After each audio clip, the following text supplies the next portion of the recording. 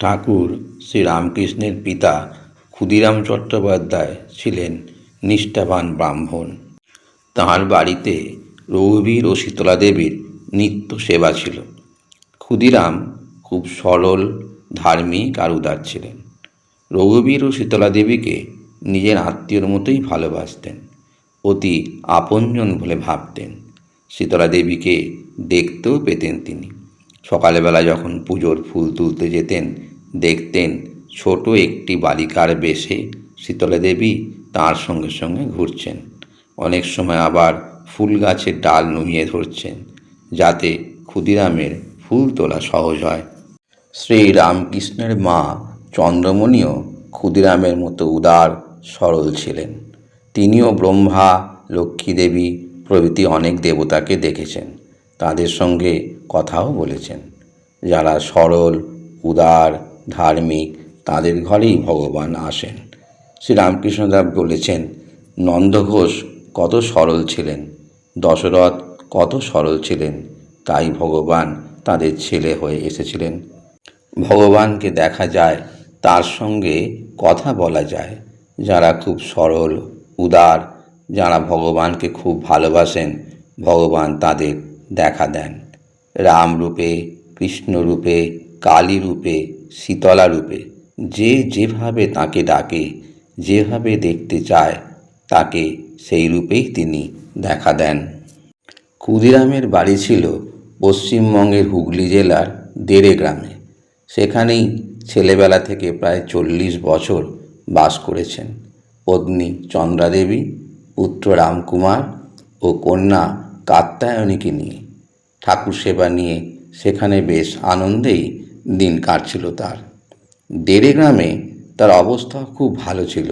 250 বিঘে জমি, পুকুর, বাড়ি সব ছিল।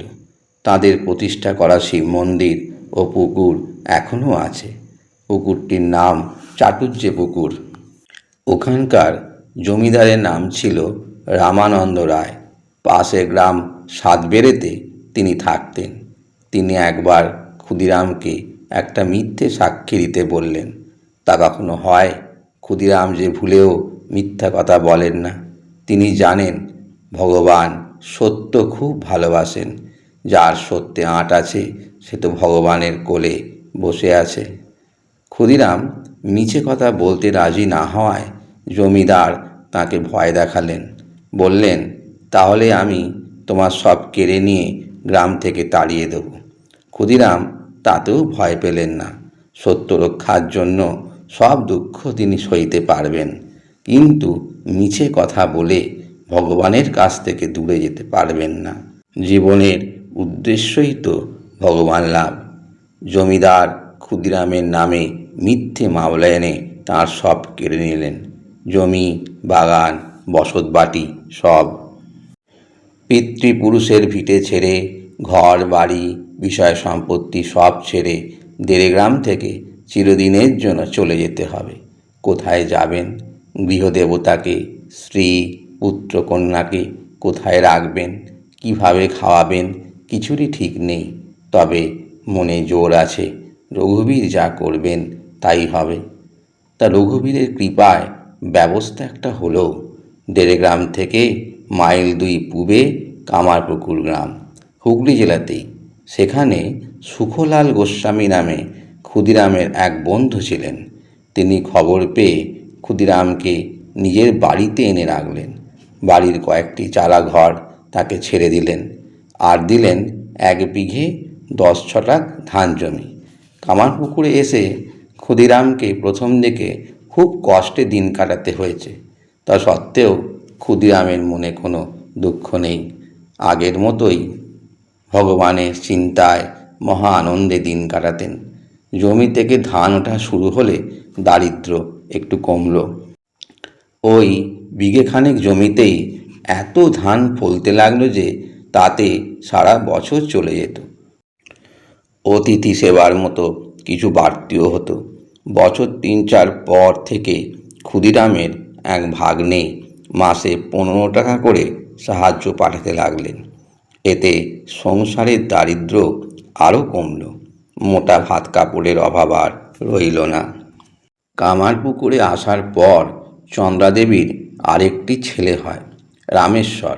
তীর্থ দর্শনের পর ছেলেকে পেয়েছেন বলে ক্ষুদিরাম তার নাম রাখলেন রামেশ্বর। এরও কয়েক বছর পর চন্দ্রমণির কোল আলো করে এলেন শ্রী রামকৃষ্ণ। সে এক অদ্ভুত ব্যাপার। কামারপুকুরে আসার পর প্রায় 20 বছর হয়ে গেছে।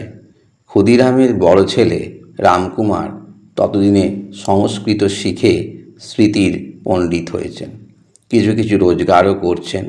ক্ষুদিরাম নিশ্চিন্ত হয়ে আর একবার তীর্থ করতে বেরুলেন। আগের বারে রামেশ্বর গিয়েছিলেন, এবার এলেন গয়ায়। সেখানে অদ্ভুত এক স্বপ্ন দেখলেন গয়ার মন্দিরের গদাধর রূপে ভগবান তাঁকে দেখা দিয়ে বলছেন, আমি তোমার ঘরে যাব, তোমার ছেলে হয়ে যাব। ভগবান সন্তান হয়ে ঘরে আসবেন ভক্তের কাছে কত বড় সৌভাগ্যের বিষয়। কজনের আর এ মহা সৌভাগ্য হয়েছে আজ পর্যন্ত। কিন্তু ক্ষুদিরাম ভগবানকে খুব ভালোবাসতেন তো, তাই নিজের সৌভাগ্যের কথা ভাবলেনই না। ভগবানের কষ্ট হবে এই কথাটাই বড় হলো তার কাছে।